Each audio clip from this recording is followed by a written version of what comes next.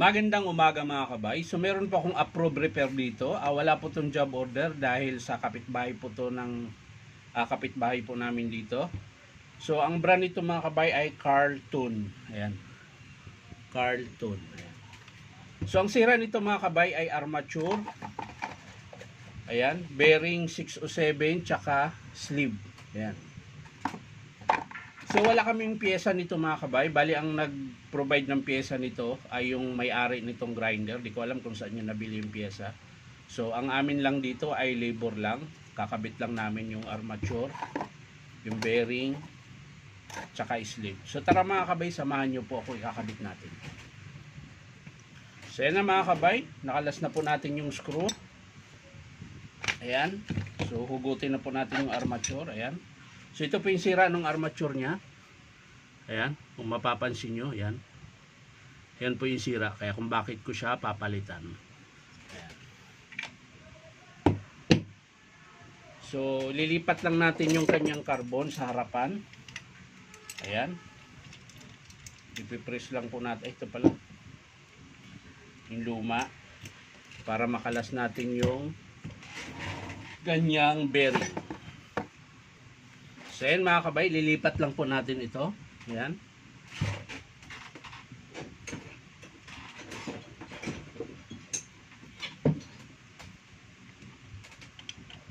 Kakalasin lang natin at ililipat natin yung kanyang lumang bearing.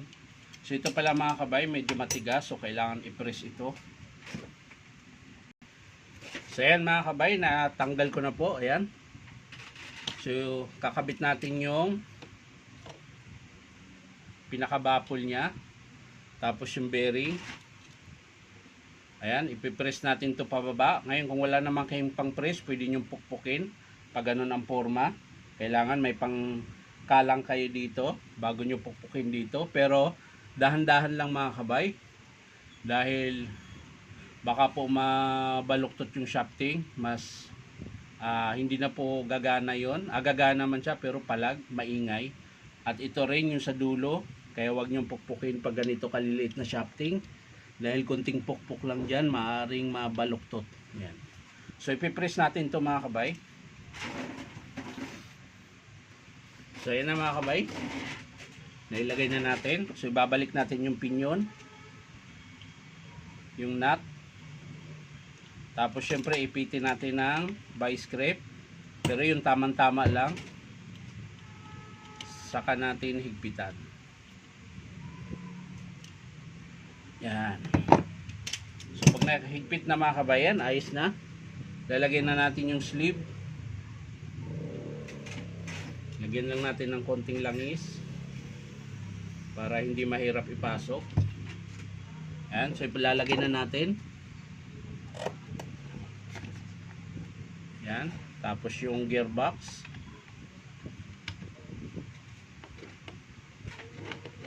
At syempre yung kanyang screw. Ayun, nangitim na naman yung cellphone ko. Anong nangyari? Huwag ka munang masira dahil wala pa tayong pambili. Makisama ka muna cellphone.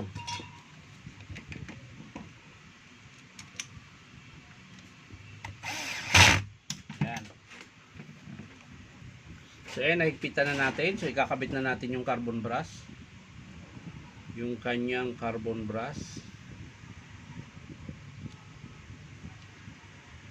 Ang haba ng carbon ito. Yan. Kailangang pantay mga kabay.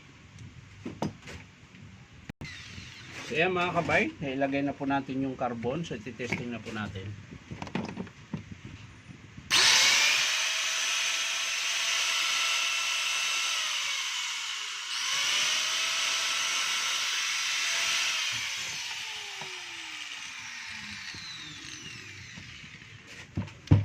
So ayan, sasara na po natin mga kabay.